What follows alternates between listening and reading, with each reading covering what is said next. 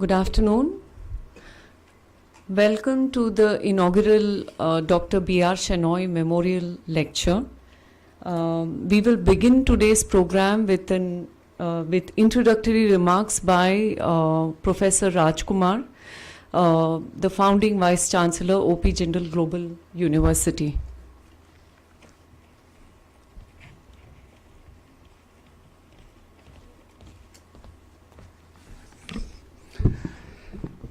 Very, very good evening to all of you. On behalf of the Jindal School of Government and Public Policy and, of course, OP Jindal Global University, I would like to extend a warm welcome to our very distinguished speaker for the evening, Dr. Srivatsa Krishna, a distinguished Indian Administrative Service Officer who is currently serving as the Principal Secretary of the Government of Karnataka.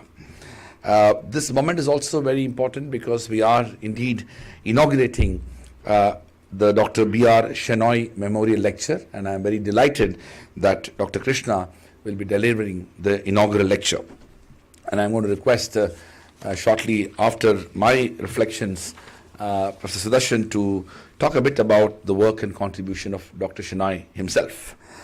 I also want to take this moment to especially thank Dr. Srivatsa Krishna for taking time and effort to be here.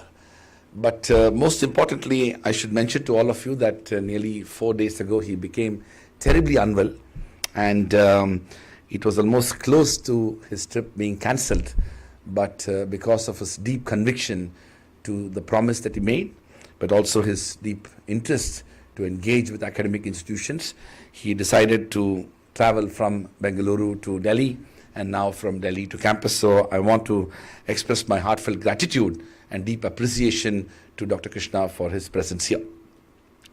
I don't want to read his biographical information. You can see that Dr. Srivatsa Krishna has straddled across multiple worlds, including the world of private sector, academia, governance, and of course policy making, and the work of a public intellectual. He's a very distinguished scholar, teacher, researcher, and of course a public policy practitioner. Another remarkable aspect of Dr. Srivatsa Krishna is the fact that he has made immense contribution to improving the quality of governance in the various jobs that he had undertaken while serving in different capacities in different governments.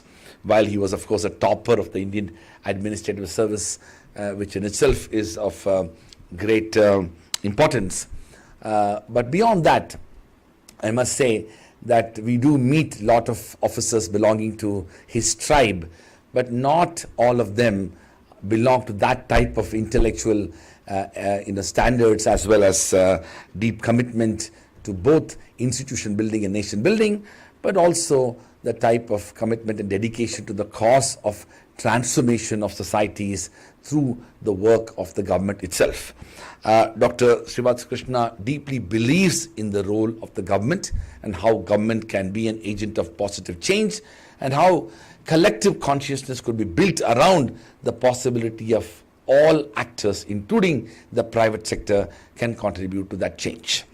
We are very fortunate that he has observed us from distance for a very long time.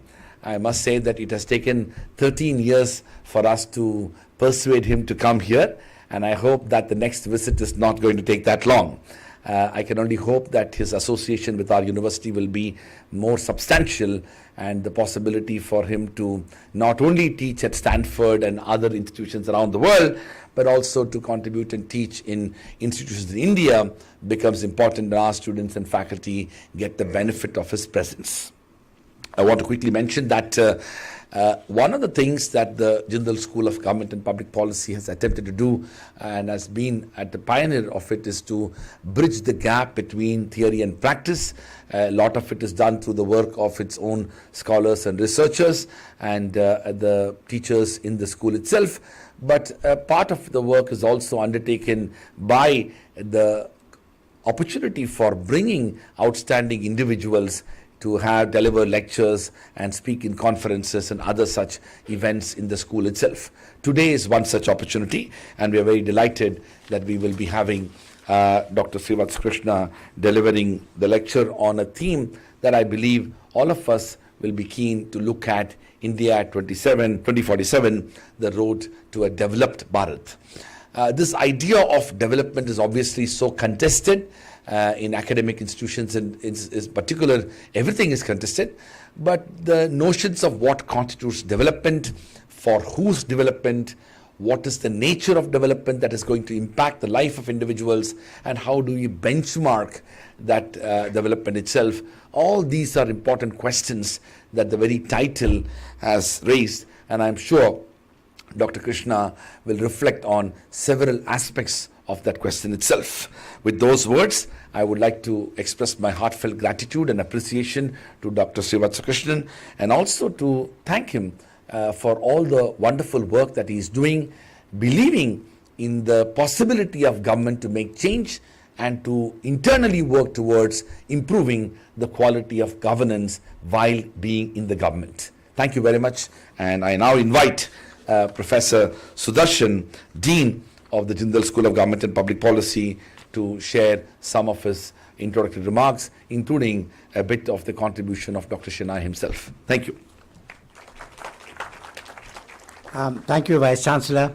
So, on behalf of the Vice Chancellor and the Jindal School of Government and Public Policy, I have great pleasure in welcoming Dr. Srivatsa Krishna to deliver the inaugural lecture in memory of Dr. B.R. Shenoy. Now, Dr. Shenoy's name is not commonplace and has not been for a very long time.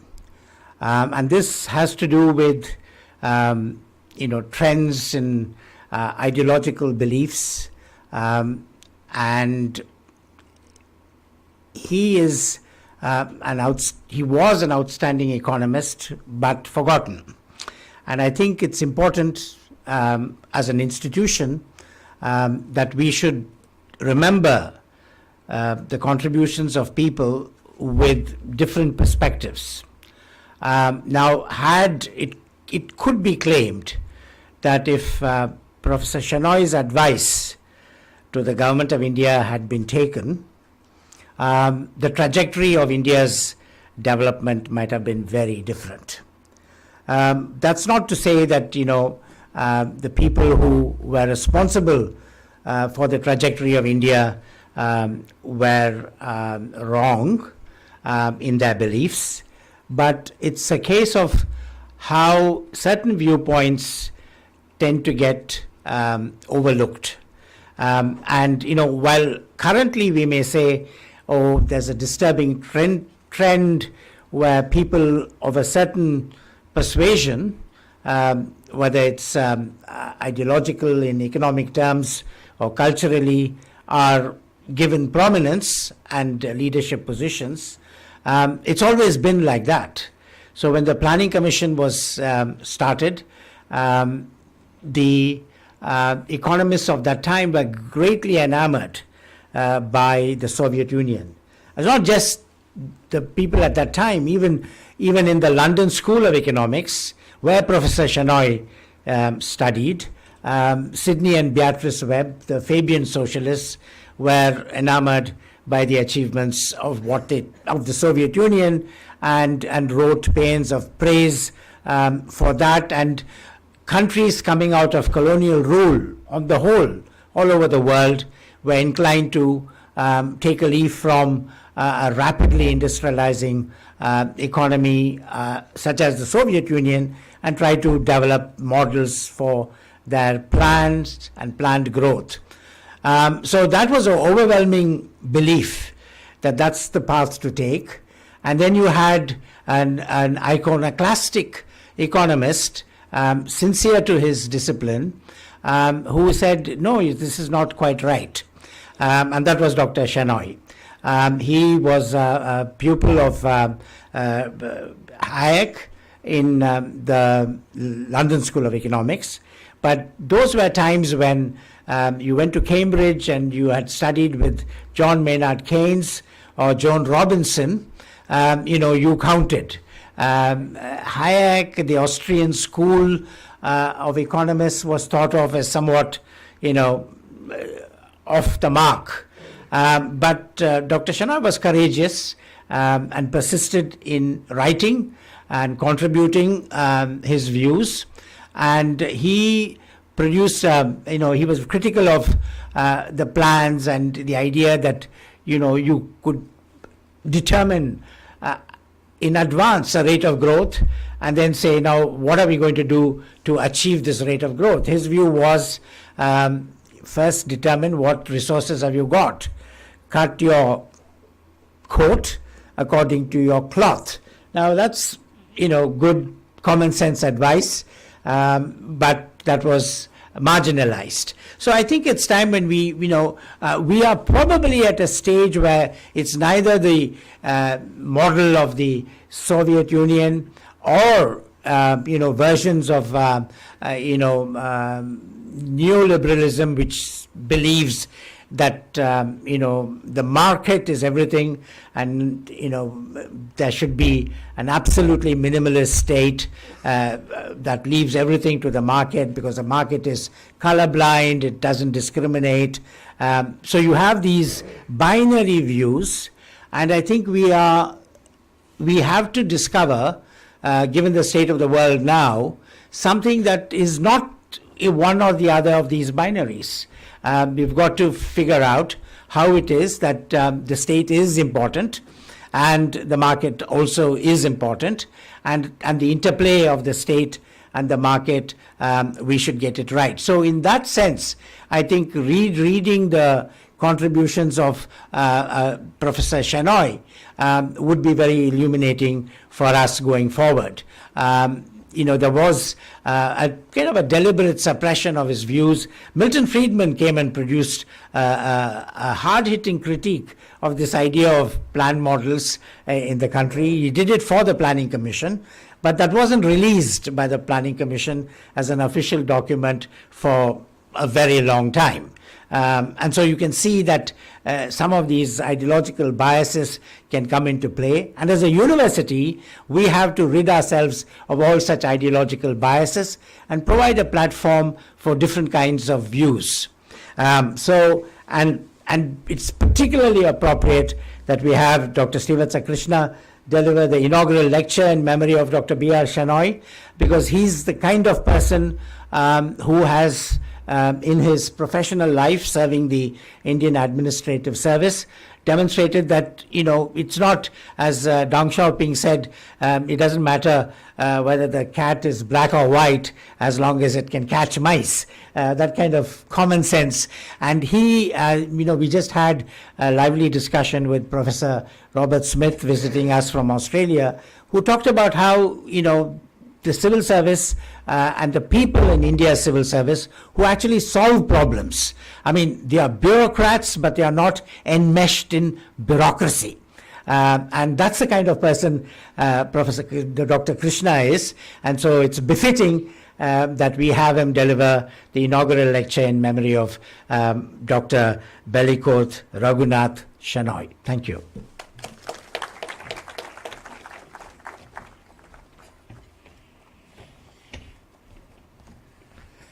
Thank you, Dean Sudarshan. Now I invite Dr. Srivatsa Krishna to deliver the inaugural Dr. Shenoy Memorial Lecture.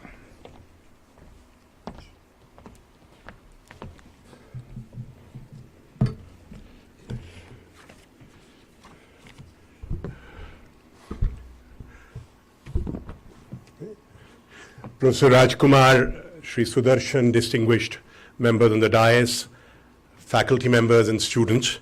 It's a great privilege to be here to deliver the inaugural Shenoy Memorial Lecture.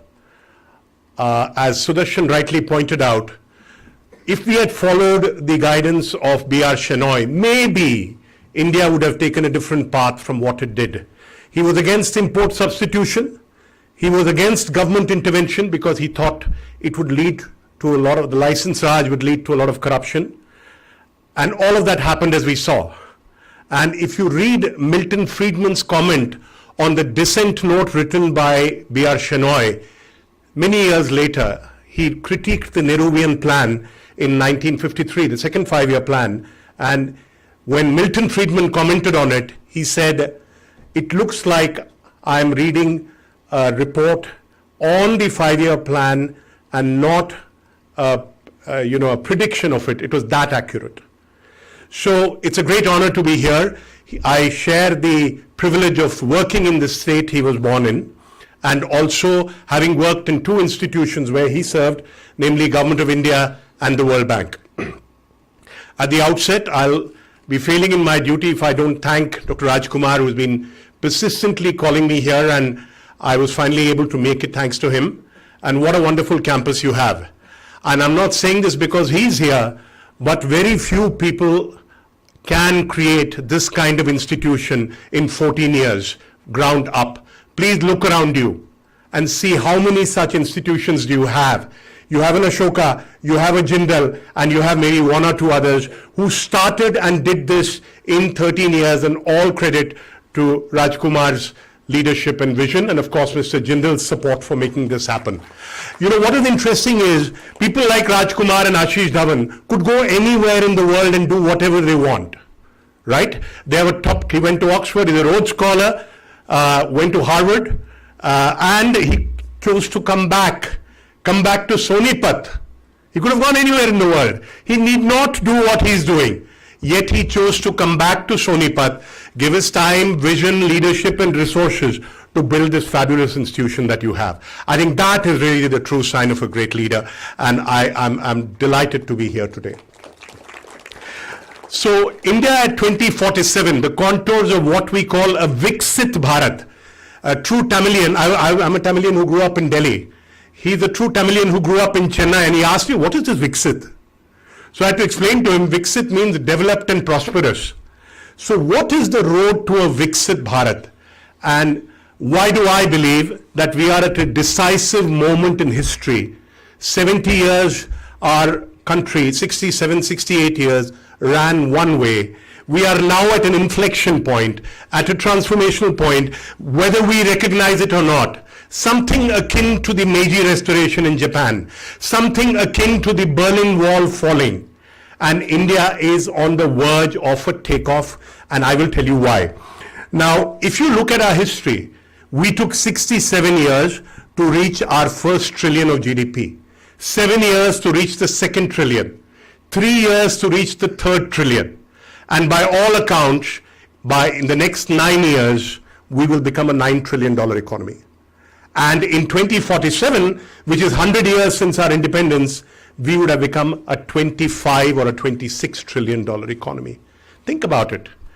In 1600s, India had 24% of the global GDP. In 1800s, it was down to 16%.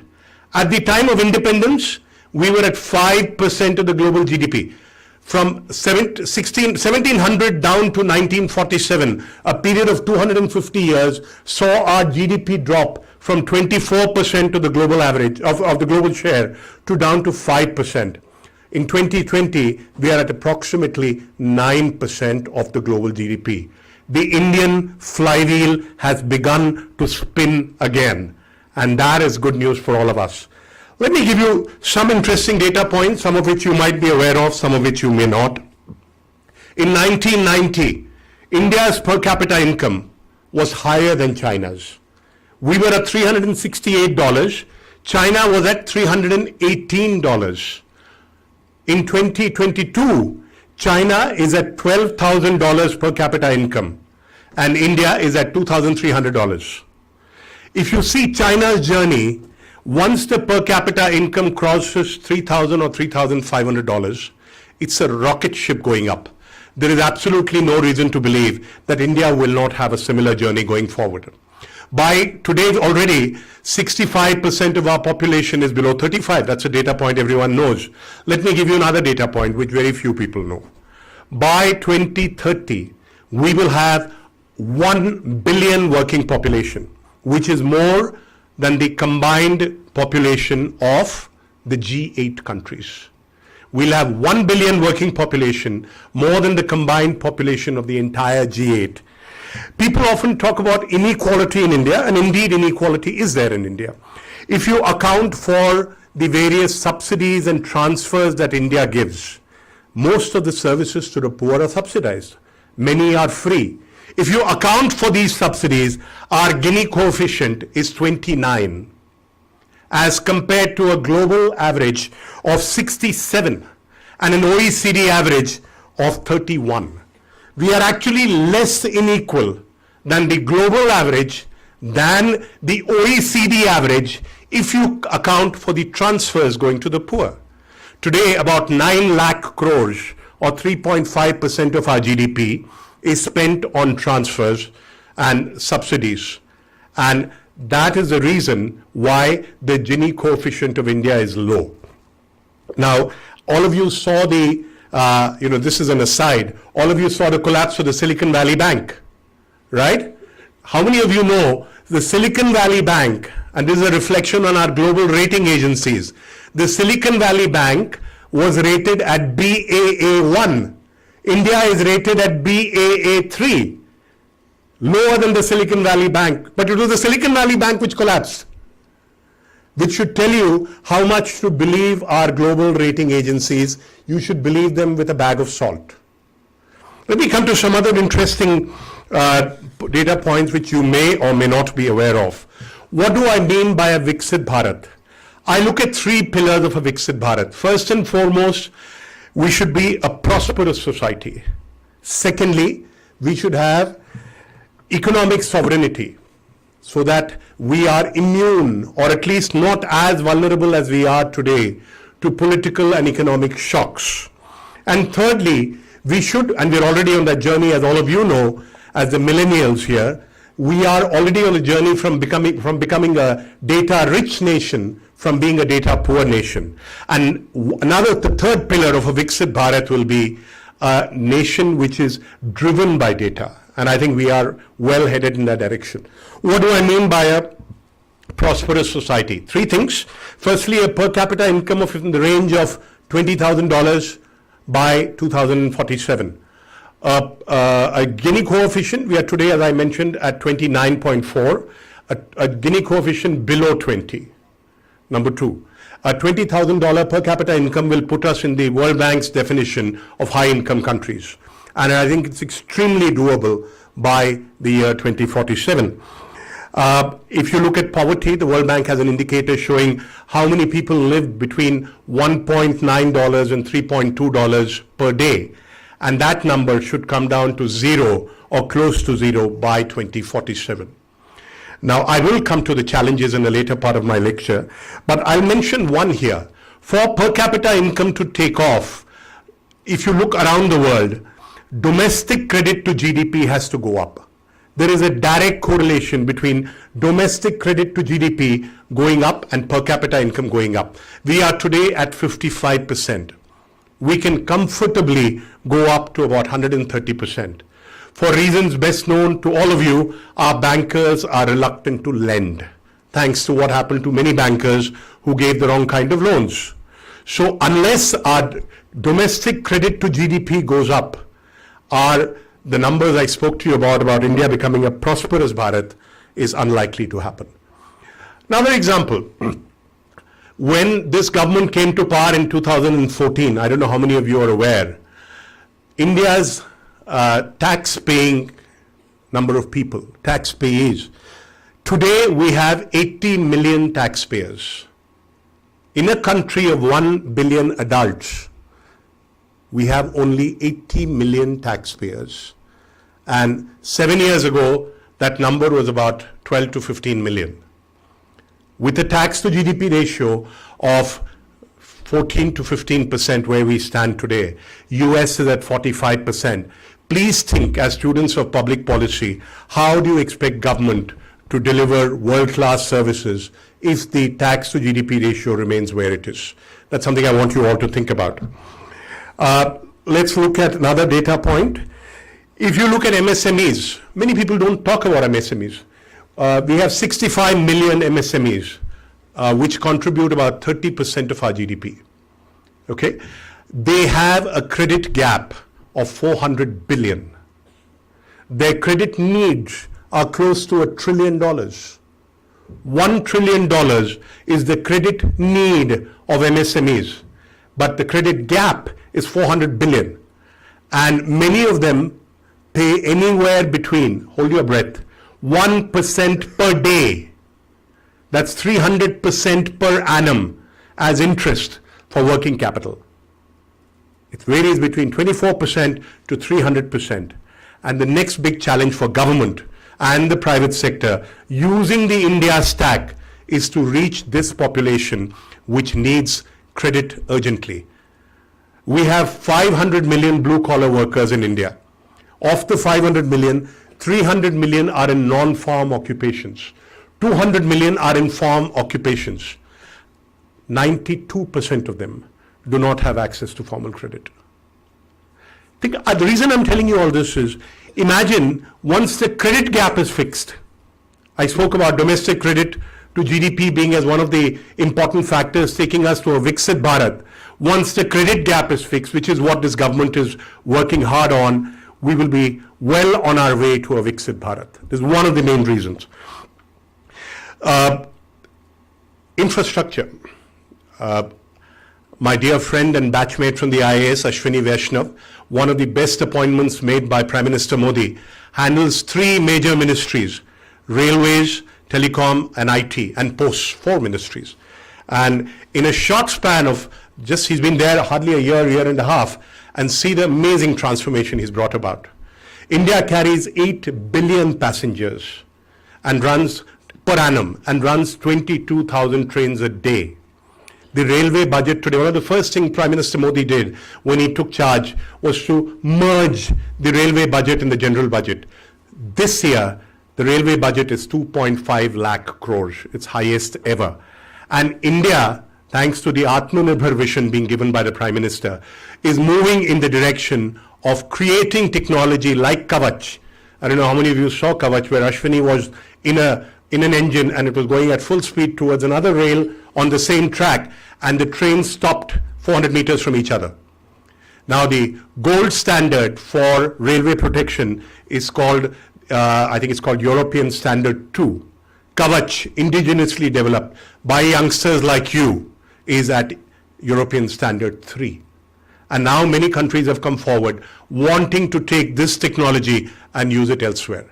That's a huge testimony to where India is headed. Remember, railways is globally a sunset industry. Globally, railways, if you go to the United States, railways is a means of leisure travel. You want to take a week off, travel in a luxury train, but in India, it is a sunrise industry.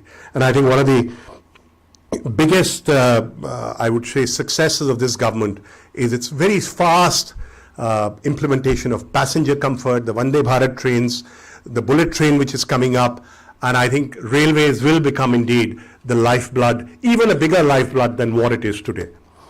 I don't know how many of you have heard of Gati Shakti, entirely indigenously developed in Ahmedabad by the Geospatial Agency of the Government of Gujarat. I'll give you one data point which will tell you about the power of Gati Shakti.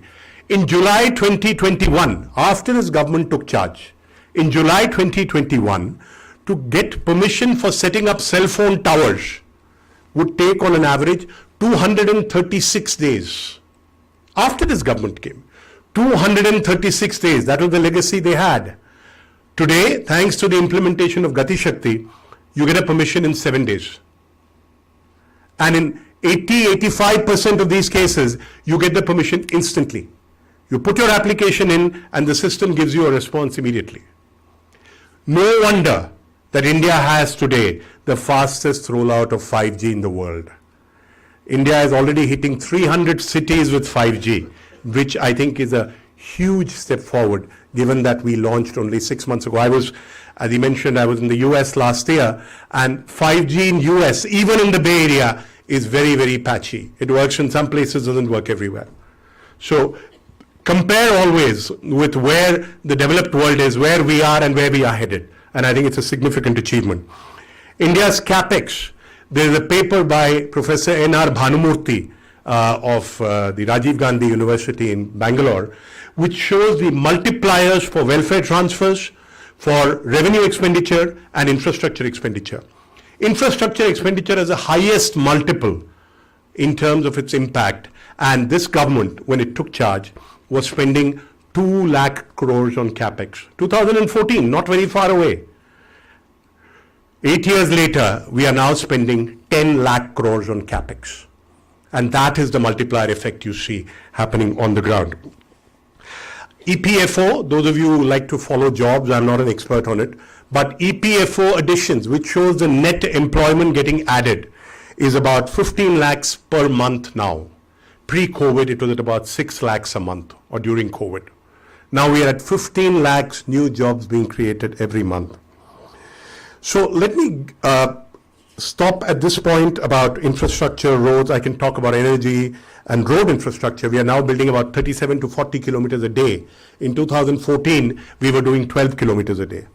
Think of it, this is data, you can verify this data, I can tell you the sources if you want. The government has come up with a national infrastructure pipeline, which is 1.5 trillion over the next 5 years. It's come up with an asset monetization program. Government has a lot of valuable land, especially, which is now getting monetized. You've seen the Deepam ministry going forward with privatization, which is extremely complicated in India, and yet they have succeeded in privatizing Air India. And now they're going forward with other assets as well. If I'd like to point to two financial metrics before I move to my favorite topic, which is digital public infrastructure, digital and technology, coming as I do from Bangalore, which is the Silicon Valley, not just of India, not just of Asia, and I'll tell you why we are the Silicon Valley of the world in just a moment. If you look at financial savings as a percentage of wealth, India is at 16%, US is at 70%.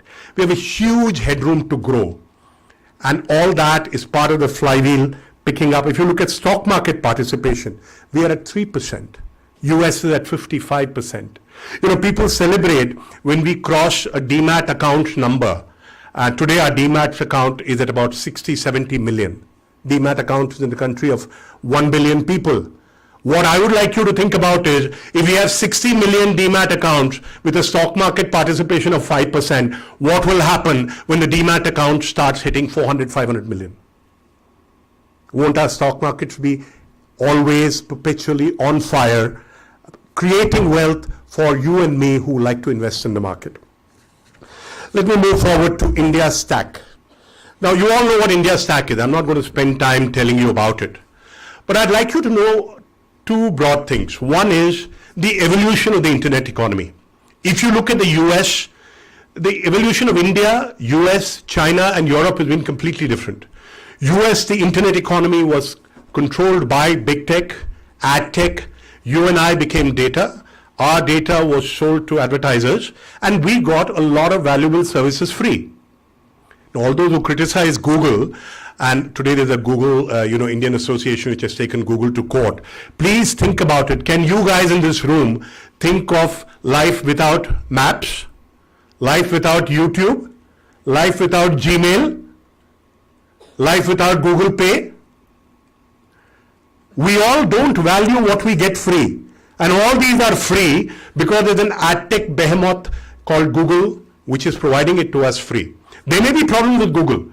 There may be problems with the monopoly on Android. I'm not talking about that. I'm asking you to think of how the evolution of the internet ecosystem happened.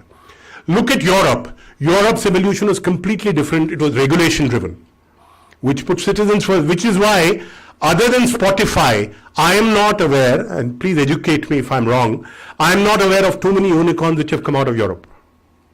Maybe there are one or two more. All the unicorns came out of an ad tech driven United States, where the entrepreneurship of the Silicon Valley made it happen, and India and China. China is a walled garden which has led to a few large government controlled companies like Alibaba, Tencent, who dominate their economy.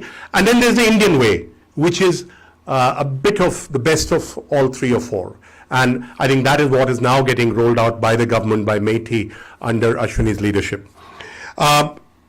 DPI is a bit of a mix of public provision of public infrastructure, because government is involved, private provisioning of public infrastructure, and private provisioning of private infrastructure. DPI, or digital public infrastructure, the mix of these three. Nowhere else in the world do we have this. And what are the unique characteristics of it? DPI is completely free for citizens, and an assurance has been given by various ministers it will remain free. It is largely free for corporates. It's mostly free. There are some corporates who end up paying something for it. Thirdly, It is entirely built on an open architecture. The code is there on GitHub, and it is AI driven. Fourthly, it's like various Lego blocks being put together. Now, you have account aggregator and Ocean coming, which will democratize credit. That is what will take up our credit, domestic credit to GDP ratio up from 55%. Think of it, how beautifully the India Stack architecture, which no one has, by the way, and different world leaders have come to Prime Minister Modi and have asked him, can this be shared with us? And the Prime Minister has agreed to share the architecture of India Stack with the G8 and G20 nations. Think of it, what a tribute it is to the Indian mind and the Indian leadership, that you have world leaders coming to India and asking us, how did you do this piece of tech? Think about it. When I was in the Bay Area, everywhere you used to enter a restaurant, you would be asked to produce a vaccine card. My host from Stanford would go and produce a cardboard paper in the Bay Area, not in some random city in America. And I would take out my phone and show a QR coded, digitally signed vaccination certificate. And they would be astonished. How did we get this? Again, the COVIN, the ecosystem of delivering 2.2 billion vaccines, happened largely because of India Stack. These are all things which you should know and be very, very proud of. The most important thing about India Stack, our elections happen every 5 years. Potentially there's a change of government every 5 years. But digital public infrastructure outlasts that 5 years. Aadhaar started in 2009 and touched 1.3 billion population after about 10, 12 years. So this goes past various election cycles, and you need a strong and decisive government to take it forward in order to ensure accountability. The India Stack, as I see it, provides the guardrails of accountability for the citizens on our political and permanent executive. And that has been made possible across multiple election cycles, across multiple governments of different political configurations. Look at GST.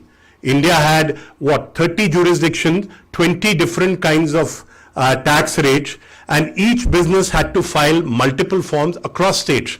Now we are down to one nation, 4 taxes.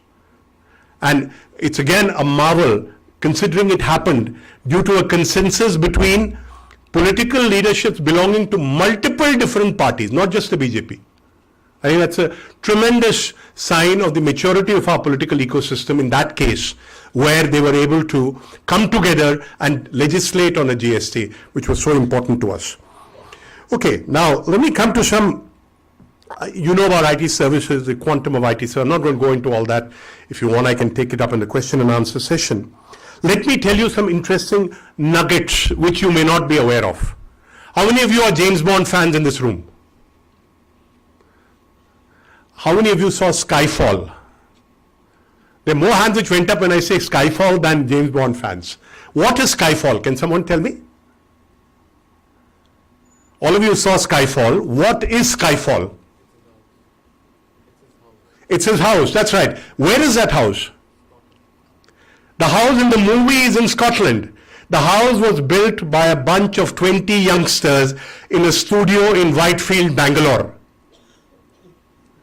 in a lab funded by the government of Karnataka.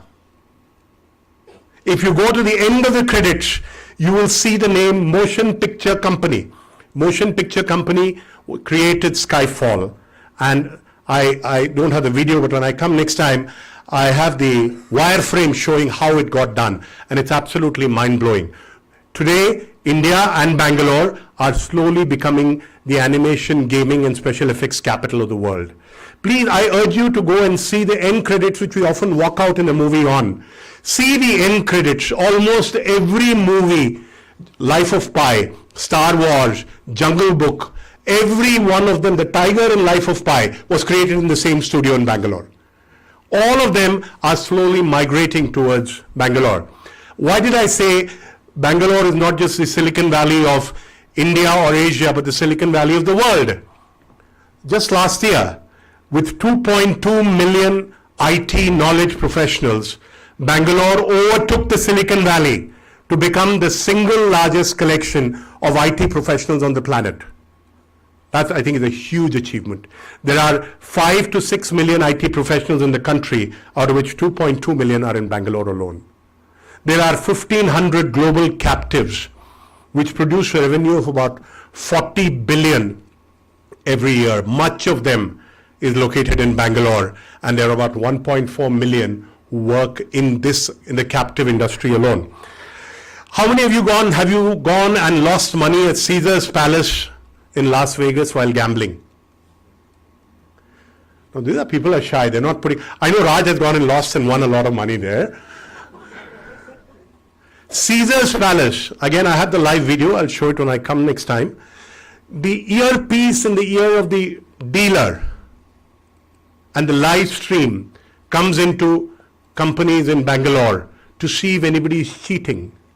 The camera feed comes there. They apply analytics on that camera feed, and if they find somebody is cheating, it is fed back instantly to the earpiece of the dealer so that he can stop the game. Think about it.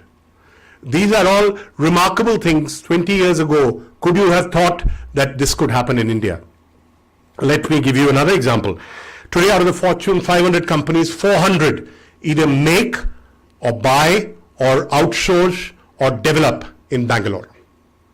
400 of the Fortune 500 companies. How many cities in the world can boast of that? 400 of the Fortune 500. I am not sure even the Silicon Valley or San Francisco has that number. So again, something which we all as Indians should be proud of.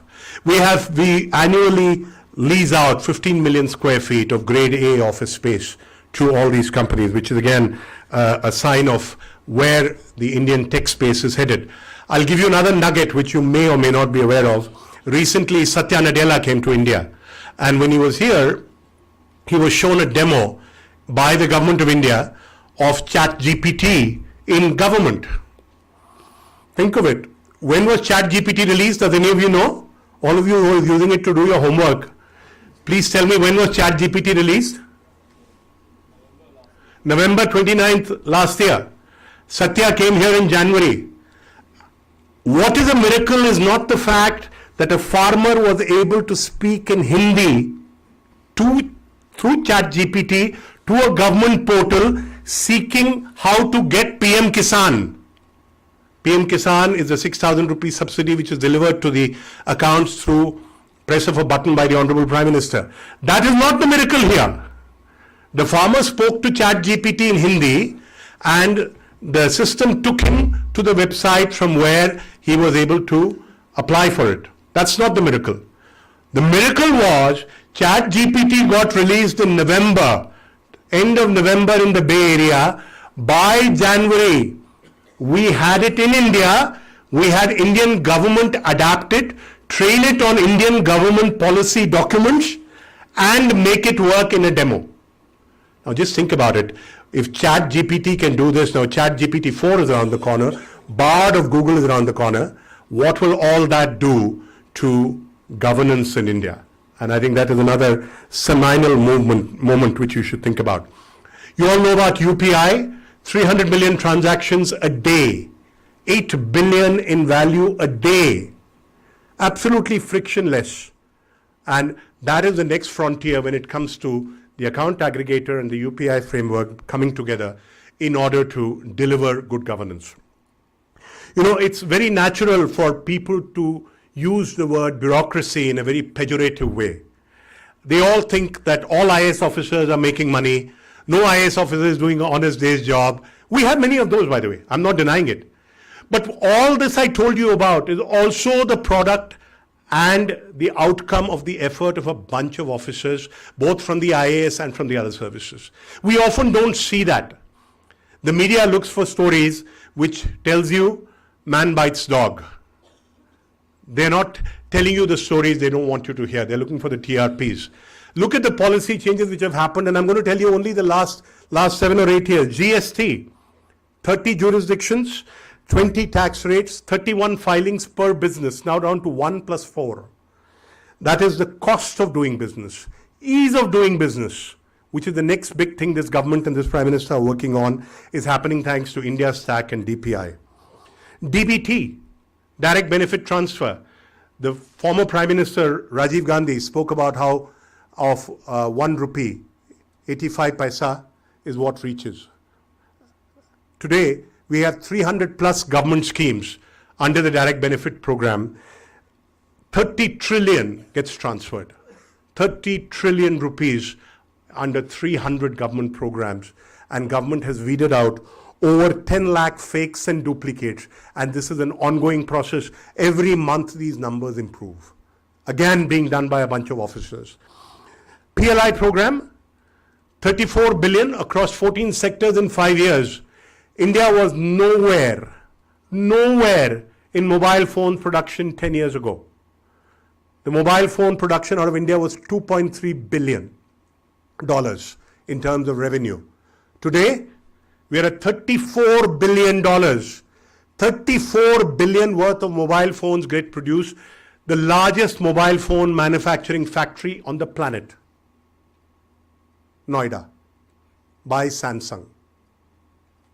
Think of it. These are all things which you need to think. And again, why am I saying all these data, linking it to government? Because there is a silent government officer working there which has made all this possible. It's not as if Samsung came out of nowhere. Look at Foxconn.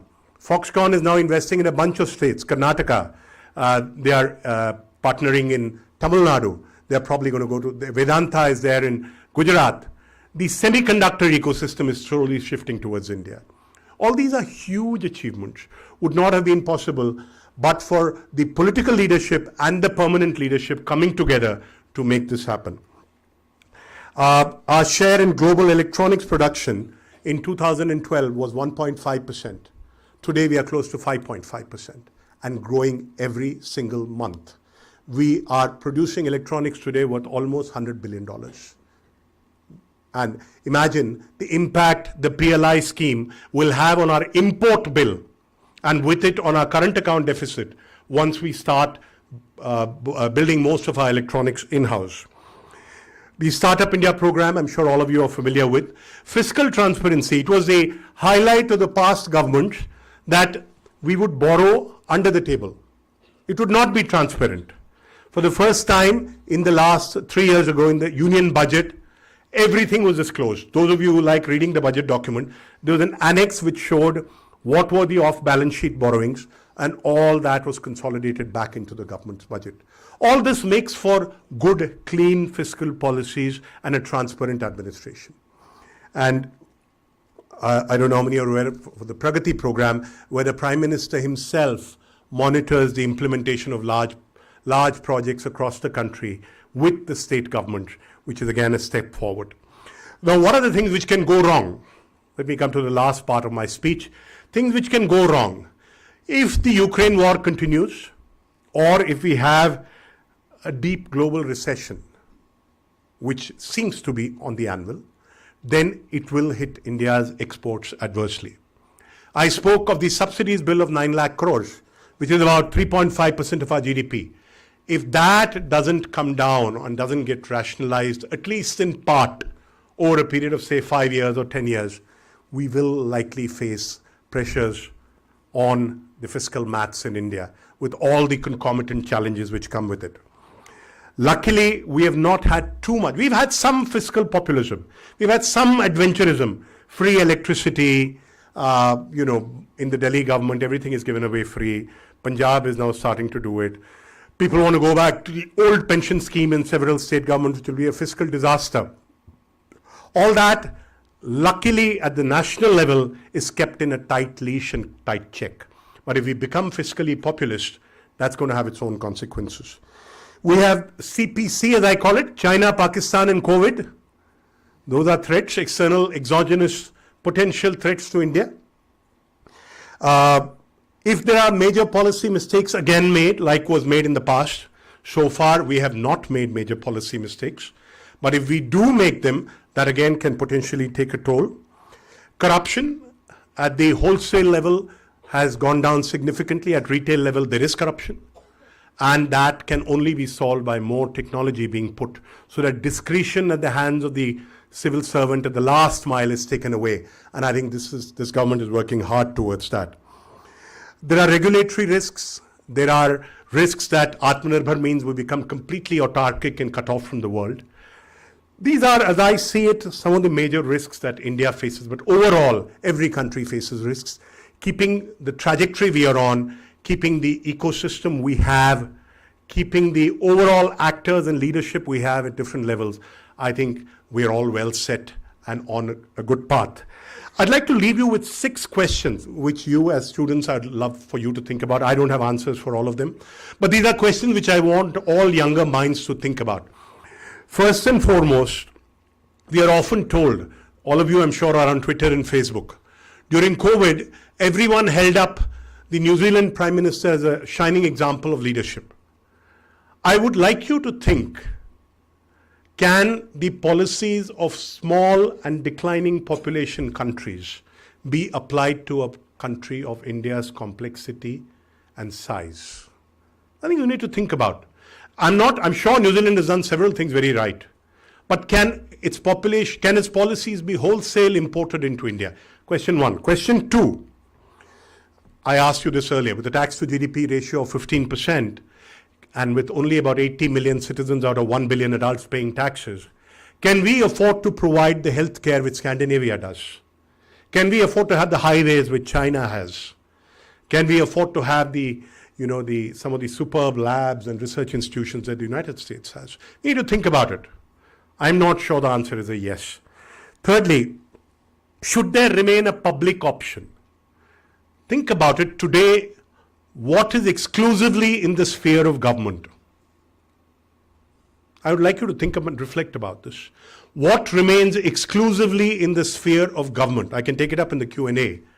And the counterfactual to that, should there be a public option at all? Be it in telecom, be it in airlines. Should we have a public option? Should we not have a public option? Data. Many friends, there's a lot of debate online saying that government is a big brother monitoring us. Why should government be collecting our data? Why should Umang have our data? Why should India Stack have our data? Okay. Tatas today have 800 data points on every one of you. Are you okay with that? Facebook and Google have they know everything about you. Are you okay with that? You need to think, who do you want as the custodian of your data? Your own elected government with all its faults? Or do you want a private player to have that data? Again, something you should think about. And lastly, I want to leave you with one thought. I believe progress itself is not progressing anymore. Why do I say this? If you look at the New York subway, I don't know how many of you have used it, it's one of the most marvelous transport systems in the world. The New York subway, the contract was given out in 1900, on 21st February. By 1904, it had 28 stations built. The same New York subway, what was called the 4th Avenue subway, the contract was given in 2000. And by 2017, a period of 17 years, same New York subway, only 3 stations got built. 1900 to 1904, 28 stations. 2000 to 2017, 3 stations. Let me give you another example, the Alaska Highway. The Alaskan Highway was built in 234 days in the year 1940 at the cost of $793 per mile. Compare that with San Francisco's Van Ness bus lane. Not a highway, Van Ness bus lane. 1 lane. That 1 lane was proposed in the year 2001 and construction got completed in 2022. 21 years at the cost of $110,000 per mile. Technology has decisively improved in the last 100 years. Construction efficiency has presumably improved. Our ability to monitor projects using various tools has obviously improved. You have a lot of automation, mechanization. Why then, ladies and gentlemen, is progress not progressing? Thank you very much for your time and thoughts. I'm grateful. I'm happy to take any questions. Thanks a lot.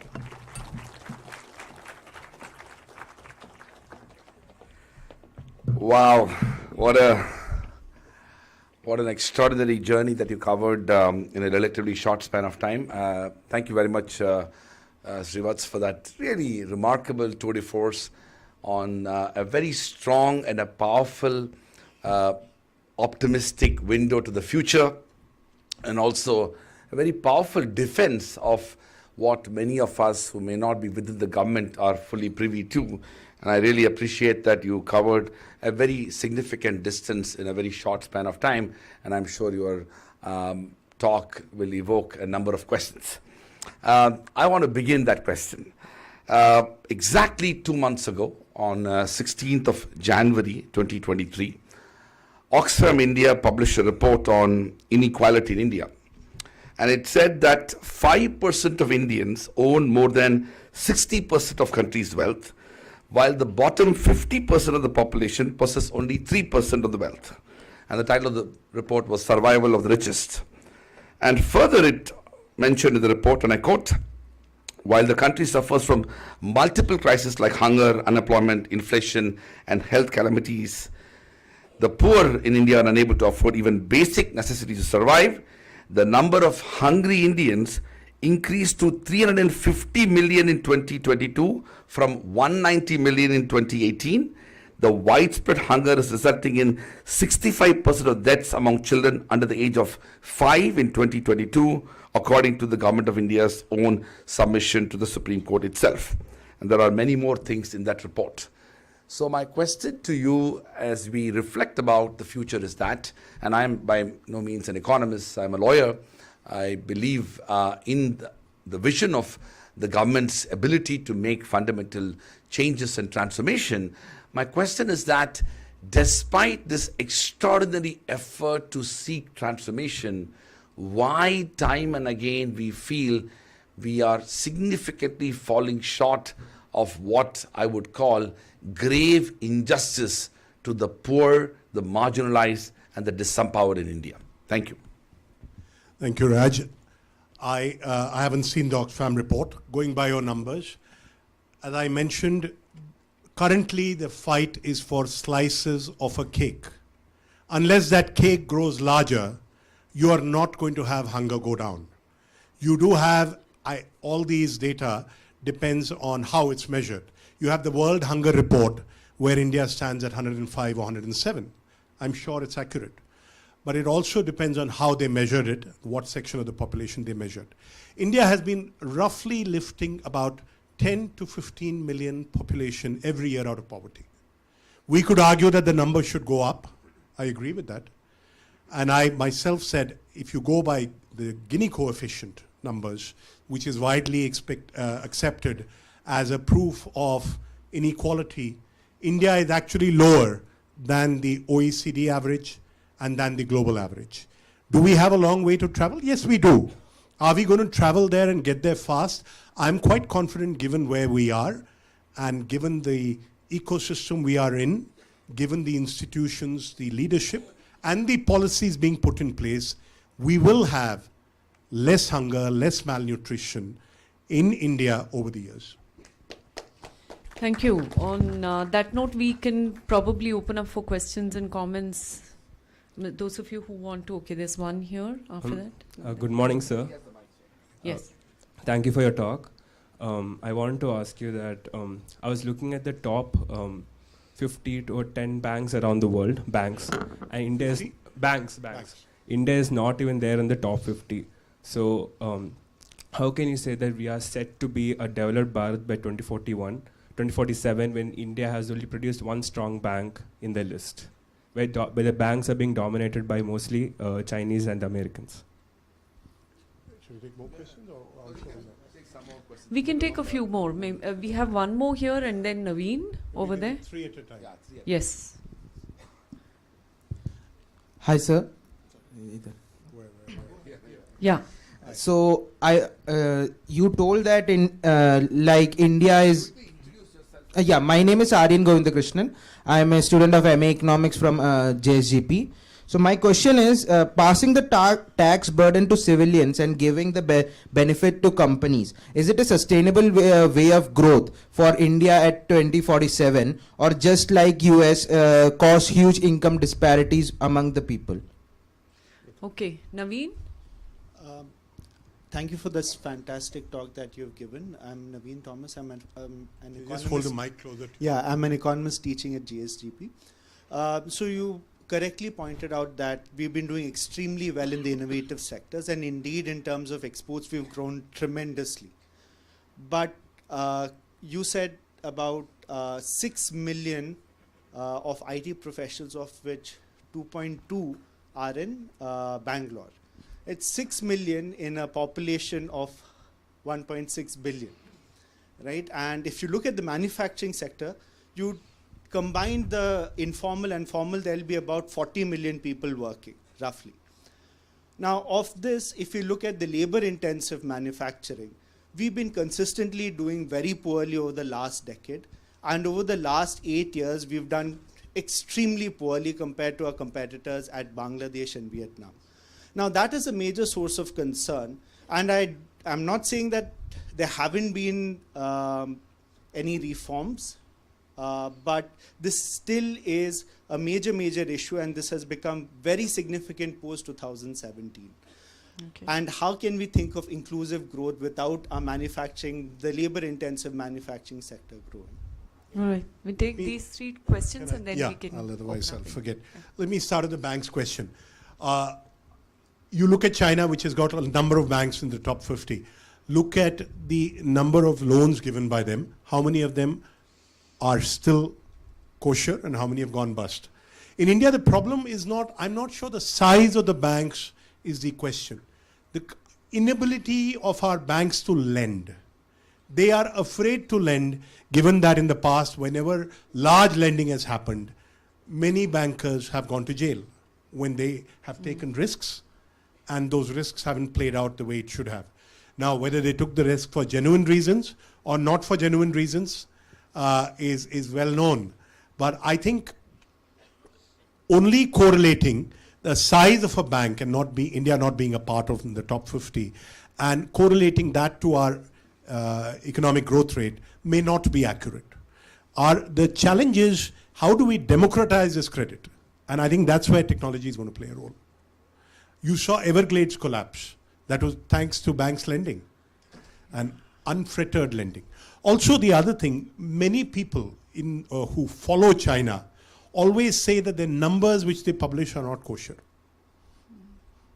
I'm not saying the case of banks, it may be kosher, but I'm saying you should take those numbers with a pinch of salt. Coming to your question, nowhere in my speech did I say that you should increase the tax to GDP ratio and give it to corporates. No. I'm saying if you want better infrastructure, who pays for it? If you want better, I came on this fantastic highway from Delhi to Sonipat. Who's paying for it? Somebody has to pay for it. If you want healthcare where you dial a 911 and an ambulance shows up before you finish the call, as it happens in the US, who pays for it? At the end of the day, it is the taxpayer who has to pay for it.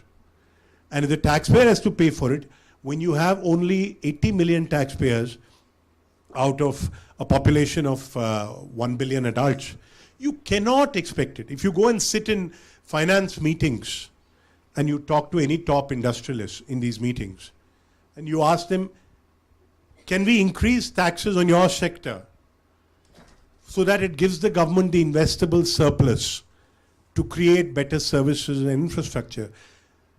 The answer of most of the industrialists, no, don't tax me, tax him. That needs to change.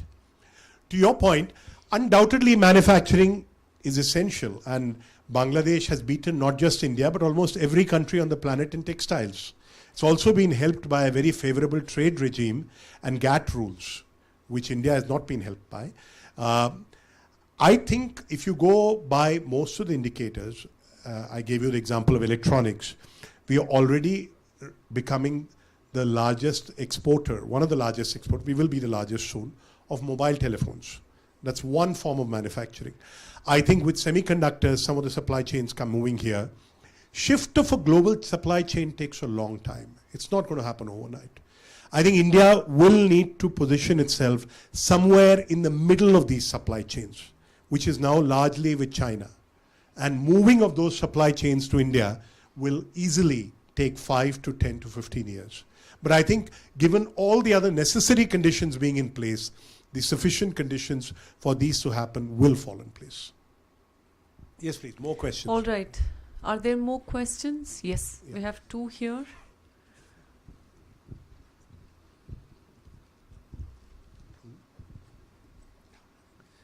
Hi. Good evening, sir. Firstly, I'd like to thank you for the very eloquently delivered lecture. And I'd like to point out, and I'd like to apologize for the rather philosophical direction I'm taking with this, given that we are in a GHGP event. But in the last question you asked the audience, you wondered why progress isn't progressing anymore. And I'd like to point out that given the direction we're going in, there's a heavy ignorance of the individual. Everyone's heavy ignorance of the individual. Everyone has become another data point. Everyone has become another factory worker. Everyone has become another engineering or IT student. And yes, at the end of the day, this does lead to more development, more industrialization, more money for everyone in the same way that China did. But I'd like to ask you, sir, that despite all this monetary development, would it be worth it? Would all the financial heave be worth it if India at the end of the day is a worse place for an individual to live in and to express themselves in? Of course not. We are not measuring the gross national happiness which Bhutan does. Of course, the answer to your question is we would have conquered, as Shakespeare said in one of his memorable plays, man at the hour of his triumph lays prostrate in defeat. He may have conquered the world but has suffered the loss of his soul. But the world is headed in that direction. Now, let's assume you don't have the data. You don't become a number. That's great. Won't you today, in the world that we live in, risk being isolated? I know people, by the way, and I admire them a lot. I know people, including one of my own mentors, who hardly uses a cell phone. He teases me and says, you use a BlackBerry, I have my BrownBerry, which is the Brown Diary. And he's far more effective, far more efficient, and far more brilliant than most of us in this room. But the question is, don't we risk getting isolated in a world where 95% to 99% of the people are willingly and some unwillingly becoming a data point? Yes, please. Okay, another question. Good evening, sir. I'm Rajorshi. I'm not a student of JSGP. I'm a student of the School of International Affairs. So I have a couple of questions, and very onset, like you left us to reflect with 6 questions.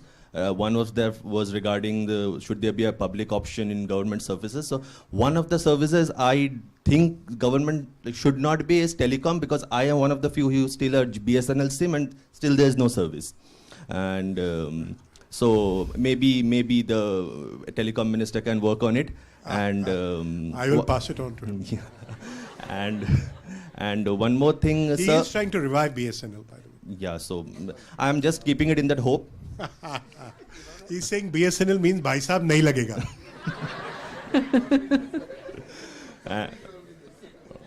And one more question, sir. So you are based in Bangalore. You spoke highly about it. We are all proud of our own Silicon Valley. But just one thing, when India has to reach this Viksit Bharat stage in 2047, should India build more better equipped with better infrastructure cities? Because we all know what the condition of Bangalore is. In the very recent report it says around 30 minutes to move 1 kilometer or something in Bangalore. So Bangalore is in a very bad shape. So should we not be building better cities, because our cities are extensive use of population. It is there's no space basically due to migration. So that's another question of mine. So do India, to reach this developed and prosperous stage, should not be focusing on building better cities but with better infrastructure? Absolutely. Let me answer your second question first, which is that the IT companies that I spoke about, by the way, it doesn't take 30 minutes to move 1 kilometer in Bangalore. That's only in 4 places where the IT companies are. Those are the IT companies which are powering the IT boom. And you have thousands of buses, tens of thousands of buses going in 2 times in a day for the morning shift and the evening shift, and busing thousands of people and getting them out. It's just Electronic City, Whitefield, Belandur, Marathalli. Those are the 4 or 5 areas where that is. Rest of Bangalore has as good or as bad a traffic as any other city. Let me assure you that. So that the negative perception about Bangalore's traffic is not embedded in your mind. That is one. Should we build better cities? It's not an either or question. These are not mutually exclusive. Of course we should build better cities. And I think government is making an effort to build better cities everywhere. I've heard of New Raipur, I've never been there, but I'm told it's fantastically well built. Mohali is very well built. I think every government is making an effort to improve its cities. Somewhere we succeed, somewhere we fail. That is more a testimony to our very, very complex and complicated ecosystem through which we dig, build, etc., etc. But I think with time that too will change. To your first question, which was on BSNL and the public option, think about it. If there is a crisis tomorrow in some part of the world, and India doesn't, we've had it recently in the Middle East, we've had it in Russia. How did government get its students back? By sending Air India. Air India was owned then by government. If you instruct the Tatas to send the planes to pick up students and come back free, will they do it? They may do it because it's the Tatas. A private guy might say, no. How much are you going to pay me for this? So there is the value of a public option in various infrastructure services. Today, if you look around you, I challenge you to tell me of one completely public service left in the country. Completely private, public. There is none. Even policy, we hire consultants who help us with our policy. I'm not saying it's a good or a bad thing. I'm only laying out a statement of fact. Yes, please. Next question. Yeah. Are there other questions? Yeah. This one here. Any others? Maybe we can take 2 or 3 together. Akhil there. Let's take one at a time. Yeah. All right. Okay. Good evening, sir. Thank you so much for expanding our intellectual horizons and showing us the road to a developed Bharat. My question to you is that the current government has been on a bandwagon of privatization, and all of this is being done on a fundamental that the government has no business where there's business.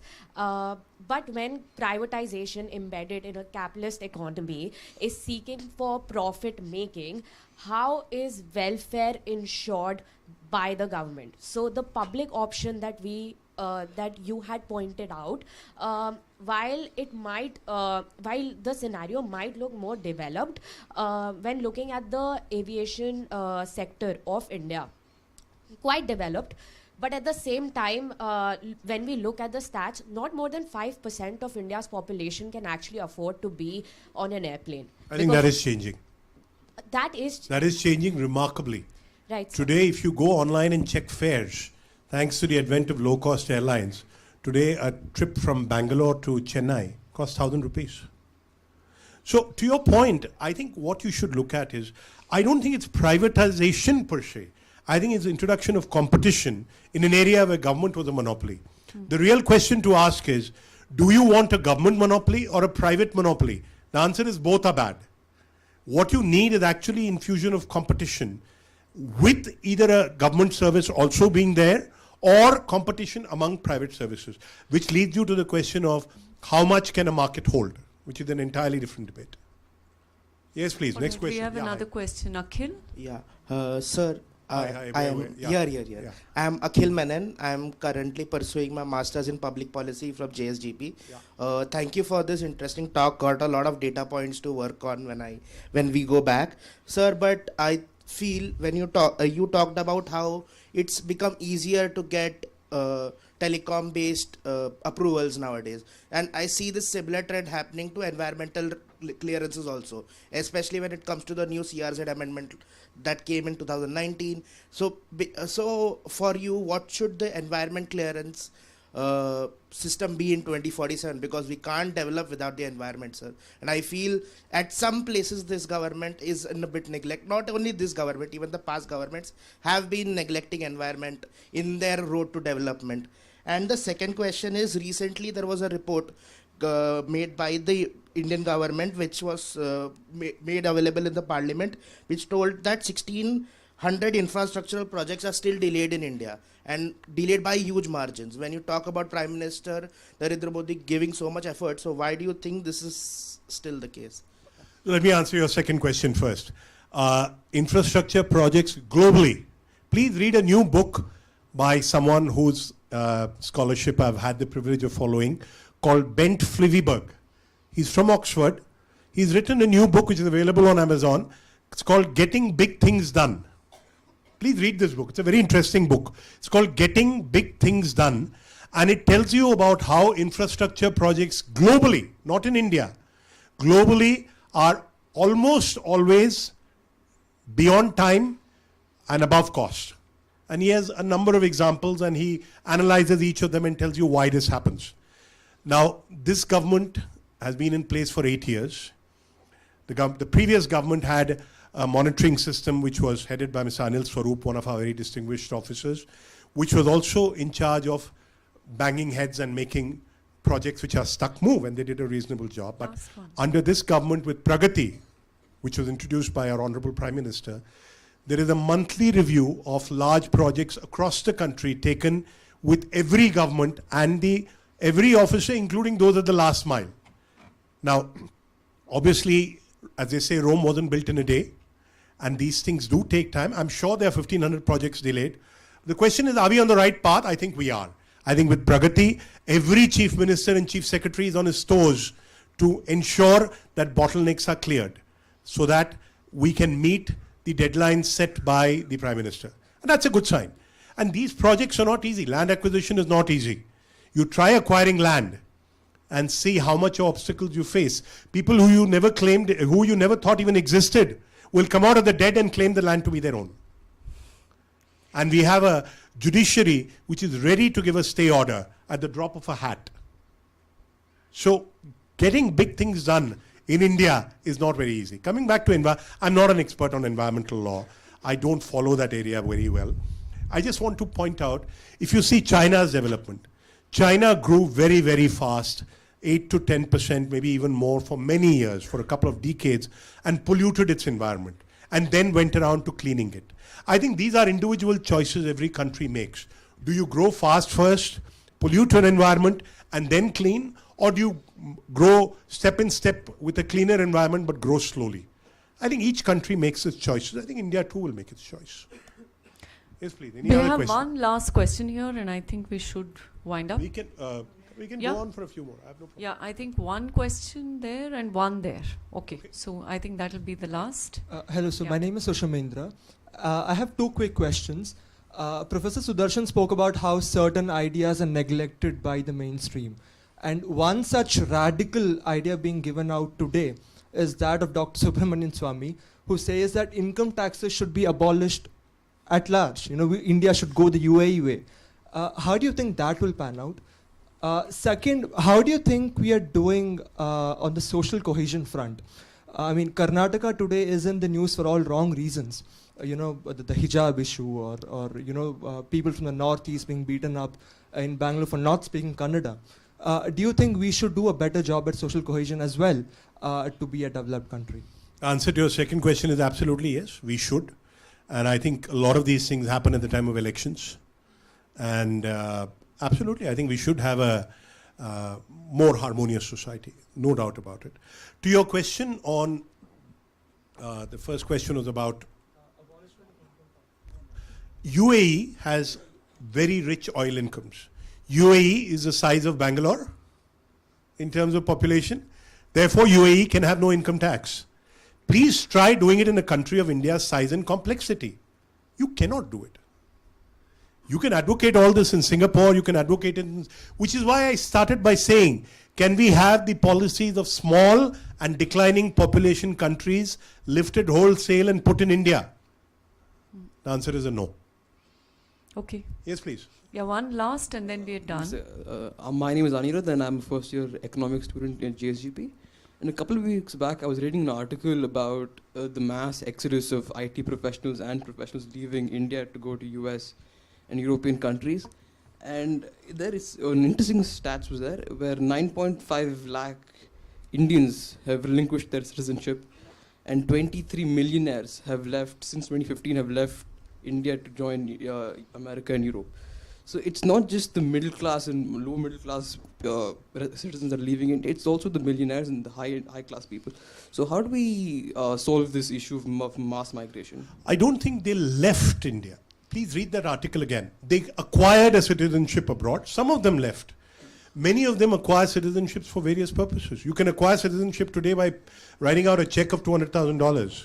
If you want your children to get admission under a foreign quota into, when they can't get in through a regular quota, into an IIT or an All India Institute or a Faculty of Management Studies, they have a small foreign quota.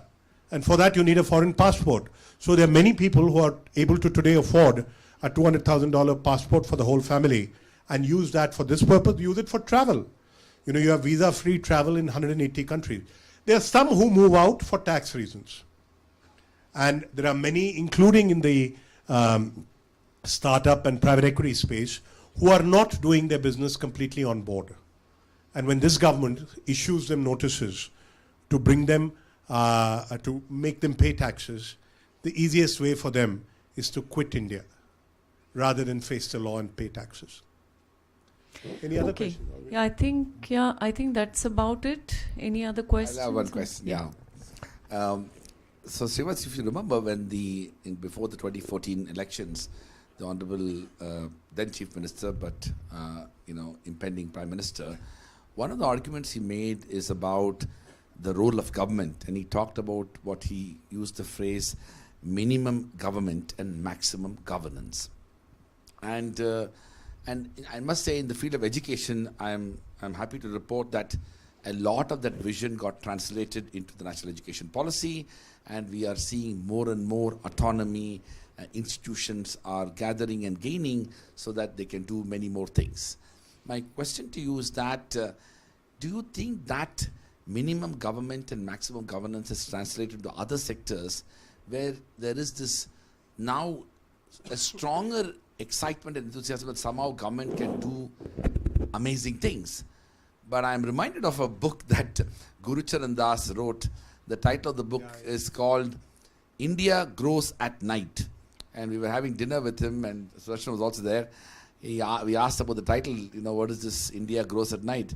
He said the original title is India Grows at Night when the government sleeps, but I didn't want to be offensive. So my question to you, and we also we have grown up, many of us at least, not so much the students. I grew up at a time when I very vividly remember that it took 15, maybe 17 years for my parents to get a telephone. And when we got the telephone connection, it was a big party, a gathering, and you need to know either the telecom minister or somebody powerful to get it. Otherwise, you just wait for 20 years.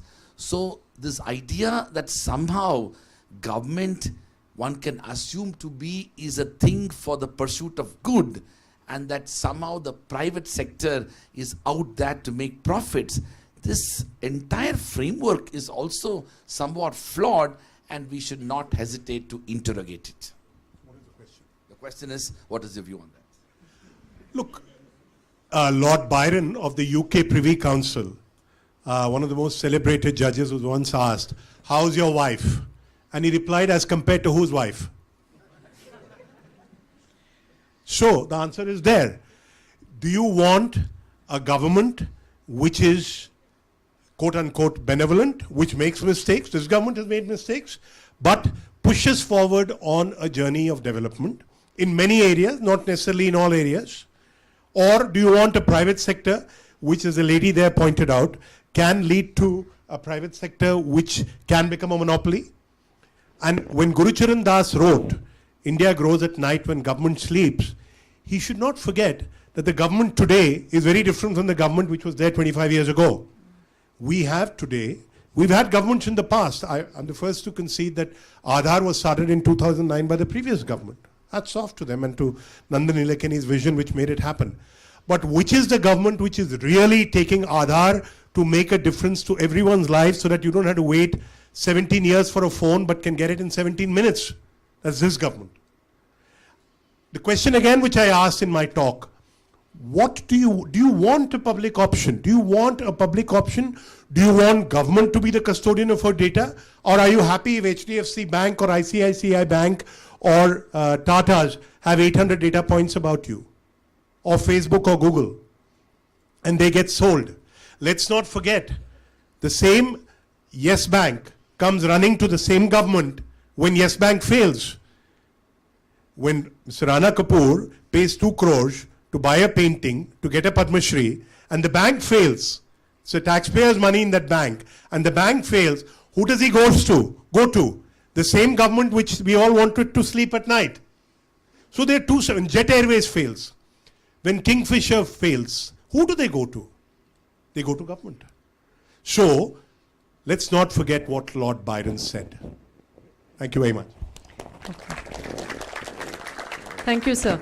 I now invite Professor Sridhar Dabiru Patnaik, the Registrar of OP Jindal Global University, to give us his concluding remarks.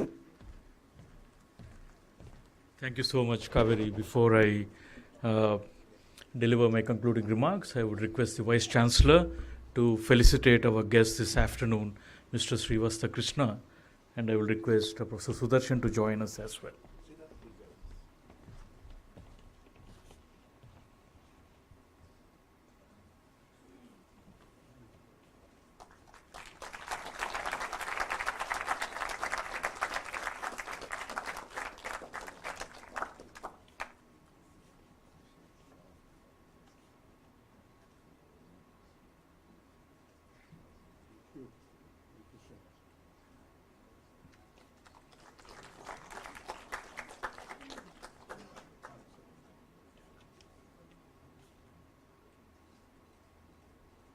Thank you.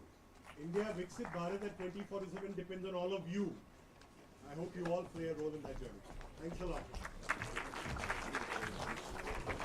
Well, it's a afternoon well spent, and Mr. Srivastava Krishna referred to many developments, but one very important development which probably he was being so modest and he did not touch upon, but I must bring to the fore. He spoke about Bangalore as a Silicon Valley, and I'm sure all of us are aware of another important development which is called Cyberabad on the outskirts of Hyderabad, right? It was like a ground zero. There was nothing. It was absolutely barren with rocks and shrubs. I studied at the University of Hyderabad, so I had the option of visiting that place when there was nothing. And from there, in just a span of few years, not even a decade, probably less than a decade, and it's trying to be corrected, it became a transformative place, right? So the profound message over here is that we need thinkers, we need leaders, and we need a combination of both. And to all of us here, Mr. Srivastava, you are an epitome of these altruistic values, and we are so glad that you accepted our invite, although it took 13 years, but nonetheless it came in at a very defining moment, because now we have 12 schools and 3 research institutes with over 9,000 students, and your message can go loud and clear, and you can also inspire 9,000 students, and perhaps even through the medium of digital technology, many others.